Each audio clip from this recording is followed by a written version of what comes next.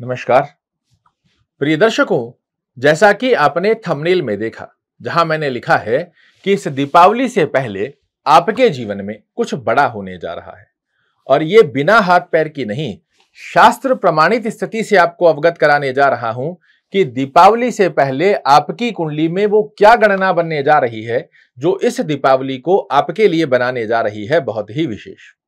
यहां एक बात और मैं बता दूं, चाहे आपके ऊपर शनि की 7.5 क्यों ना चल रही हो, फिर भी यह गणना इस दीपावली पर आपको देकर रहेगी एक बहुत बड़ा उपहार। यहां आप एक कुंडली देख पा रहे हैं। इस कुंडली में आपको और कोई ग्रह नहीं, आपकी कुंडली का सर्वशक्तिशाली ग्रह देवगुरु बृहस्पति दिखाई दे रहे हैं। यह आपके लग्न भाव के स्वामी होते हैं, आपके कर्म भाव के स्वामी होते हैं और दीपावली से 2 दिन पहले अर्थात 18 अक्टूबर 2025 को ये मिथुन राशि को छोड़कर कर्क राशि और अपनी उच्चस्थ अवस्था के अंदर प्रवेश कर जाएंगे। ये सच में आपके लिए किसी सोने से सुहागा जैसी स्थिति का योग बना कर देंगे और आपके जीवन में क्या क्या बड़े परिवर्तन लेकर आ रहे हैं, इस दीपावली को कैसे आपके लिए विशेष बना देंगे, यही जानकारी लेकर आज आपके सामने उपस्थित हुआ हूं। जैसे ही 18 अक्टूबर को देवगुरु बृहस्पति अपनी उच्चस्थ राशि और आपकी कुंडली में एक त्रिकोण भाव के स्वामी होकर त्रिकोण भाव में प्रवेश करेंगे, सबसे पहले आपके लिए इस दीपावली पर किसी भी प्रकार के आकस्मिक लाभ की गतिविधि जो शायद आपने ना सोची हो, सडन ऑफ बेनिफिट्स की स्थिति का एक बड़ा उपहार आपको इस दीपावली पर अवश्य रूप से देने जा रहे हैं। दूसरी अवस्था में ये ज्ञान के कारक ग्रह हैं और ये बुद्धिमता चातुर्यमता का स्थान है।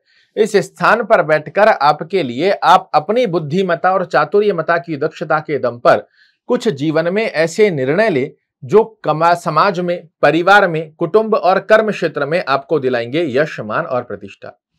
पेट से संबंधित यदि किसी भी प्रकार की समस्या का आप सामना कर रहे हैं, इससे आपको निजात दिला कर देते हैं। विद्यार्थियों को कंपटीशन में श्रेष्ठ सफलता की स्थिति का योग दिलाने की बाध्यता मीन राशि वाले जातकों के लिए देवगुरु बृहस्पति के आशीर्वाद से प्राप्त होती है।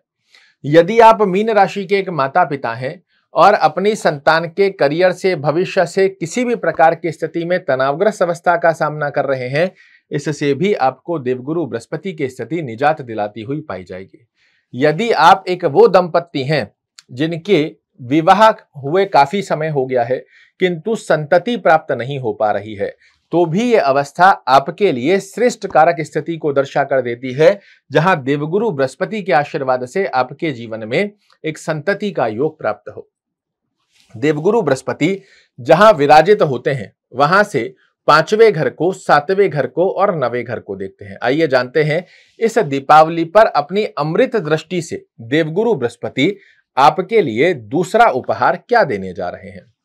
1, 2, 3, 4, 5 इनकी पंचम दृष्टि आपके भाग्य भाव पर जाएगी। जरा समझिएगा, ये त्रिकोण भाव के स्वामी हैं, त्रिकोण भाव में गोचर कर रहे हैं और त्रिकोण भाव को दृष्टि दे रहे हैं। इससे सुंदर योग नहीं हो सकता मीन राशि वाले जातकों के लिए।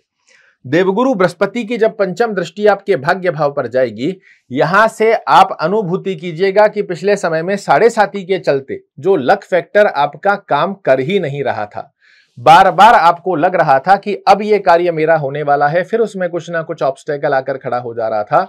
इस स्थिति से बाहर निकालकर बेहद सुंदर स्वरूप में आपके लिए देवगुरु बृहस्पति का आशीर्वाद मिलने जा रहा है।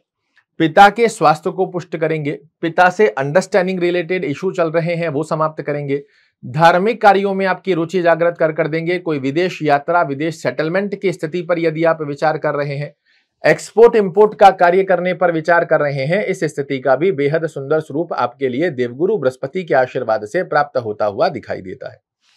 यहां से देवगुरु बृहस्पति की सप्तम दृष्टि आपके एकादश भाव पर जाएगी। एकादश भाव है क्या?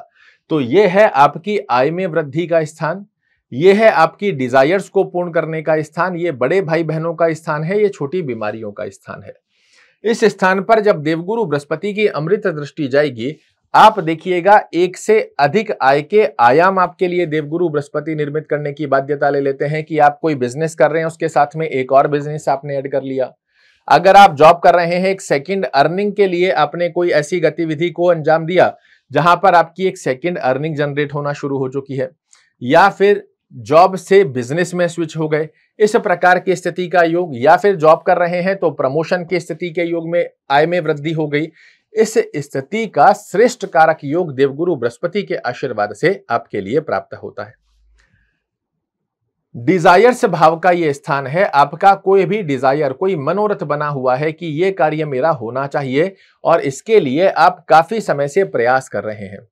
जितना संभवत स्थिति में आप जोर लगा सकते थे लगा लिया, किंतु वो पूर्ण हो नहीं पा रहा है। अब देखिएगा, देवगुरु बृहस्पति के आशीर्वाद से आपकी डिजायर्स भी पूर्ण होंगी और इनमें भाग्य का साथ भी आपके लिए देखने को मिलेगा। लग्न पर दृष्टि देकर ये व्यक्ति के व्यक्तित्व की स्थितियों को बड़ा सुंदर बनाने जा रहे हैं। इनकी नवम दृष्टि आपके लग्न पर जाएगी और मीन राशि के लोगों को, वैसे ही शास्त्र कहता है कि ये बड़े ज्ञानवान, बुद्धिमान, सूझवान व्यक्ति होते हैं, किंतु जब से 7.5 चली है, आप नोटिस कर रहे हैं जो भी आप डिसीजन ले रहे हैं ये उल्टे गिर रहे हैं। करना क्या चाह रहे हैं, हो क्या रहा है, उसके परिणाम कुछ और आ रहे हैं।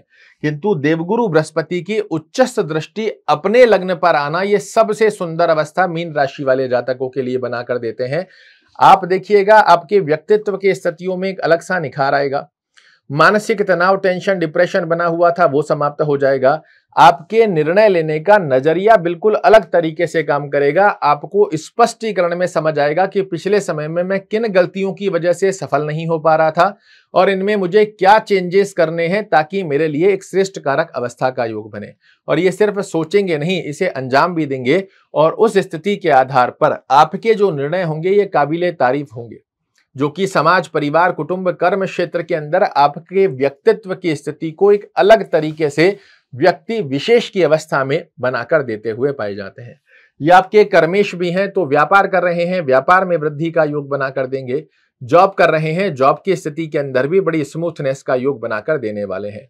ये 5 बड़े बदलाव इस दीपावली से पहले देवगुरु बृहस्पति के आशीर्वाद से आपको प्राप्त होने जा रहे हैं। इसीलिए मैंने लिखा कि दीपावली से पहले आपके जीवन में कुछ बड़ा होने जा रहा है। अब प्रश्न बनता है कि क्या सभी राशि वाले जातकों के लिए देवगुरु बृहस्पति का समान फल होगा? तो शास्त्र कहता है ऐसा संभव नहीं है। जिस ग्रह का आप फलादेश सुन रहे हो, उस ग्रह का प्लेसमेंट आपकी कुंडली में एक अच्छे भाव में होना सबसे पहले आवश्यक है। अब इसे आप कैसे समझेंगे? तो बिल्कुल छोटा सा एक कष्ट आपको करना है, अपनी कुंडली खोल लीजिए और जो गणना मैं आपको बता रहा हूं इसे आप अपनी कुंडली में चेक कर लीजिए। अगर ये अवस्था नहीं बनी हुई है तो एक एक शब्द जो मैंने कहे हैं इसमें आपको श्रेष्ठ कारक सफलता का योग देखने को मिलेगा। सबसे पहली कंडीशन क्या है कि देवगुरु बृहस्पति की आपकी कुंडली में प्लेसमेंट क्या बनी हुई है। इसे कैसे चेक करेंगे? यह आपका लग्न स्थान होता है। इस स्थान से आपको देवगुरु बृहस्पति को चेक करना है कि लग्न से 6वें, 8वें, 12वें घर में देवगुरु बृहस्पति नहीं होने चाहिए। कैसे काउंट करेंगे?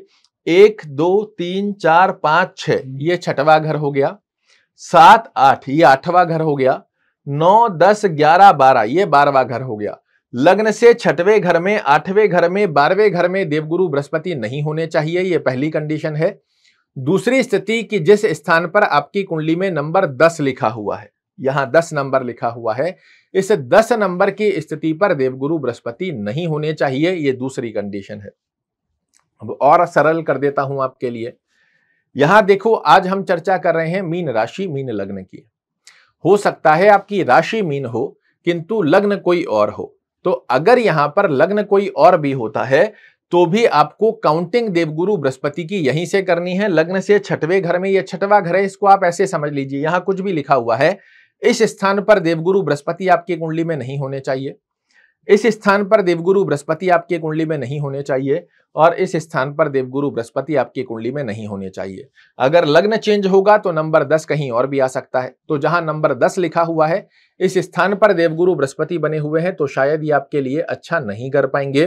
किंतु इन 4 स्थानों को छोड़कर जहां कहीं देवगुरु बृहस्पति बने हुए हों, ये समय अवधि शनि की 7.5 का जो कष्ट आपके जीवन में चल रहा है, 49 डेज के लिए देवगुरु बृहस्पति के आशीर्वाद से कुछ इतना बड़ा और एक श्रेष्ठ कारक अवस्था का योग आपके लिए निर्मित करने जा रहे हैं जो शायद आपने ना सोचा हो।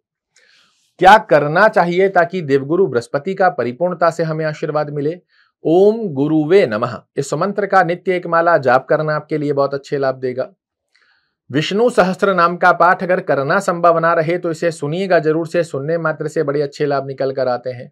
इसी के साथ हमें बेहद सुंदर अवस्था का योग बनता है कि आपकी कुंडली में यदि इन 4 स्थानों को छोड़कर देवगुरु बृहस्पति एक अच्छे भाव में बने हुए हैं, डिग्री वाइज बलवान होकर बैठे हैं, तो एक बार पुखराज पहनकर देखिए, सोने पर सुहागा लगने जैसी स्थिति का योग आपके लिए निर्मित होता है। किंतु फिर भी मैं आपको रिकमेंड करूंगा किसी अच्छे विद्वान से अपनी कुंडली का एनालिसिस करवाने के पश्चात ही पुखराज धारण कीजिएगा, ऐसे नहीं करना है।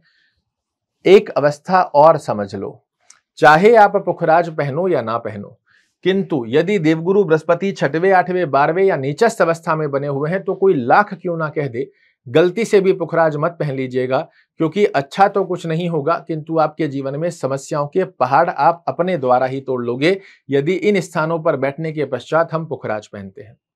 आपकी यह दिवाली बहुत मंगलमय हो। देवगुरु बृहस्पति के आशीर्वाद से आप इस दीपावली पर वो समस्त प्रकार के भौतिक सुखों को अर्जित करें जिसे काफी समय से आप प्राप्त करना चाह रहे हैं। मां लक्ष्मी, गणपति और कुबेर का आशीर्वाद इस दीपावली पर आपको प्राप्त हो, इसी कामना के साथ आपसे विदा चाहूंगा। कल फिर से एक नई जानकारी लेकर आपके सामने उपस्थित होऊंगा। तब तक के लिए नमस्कार।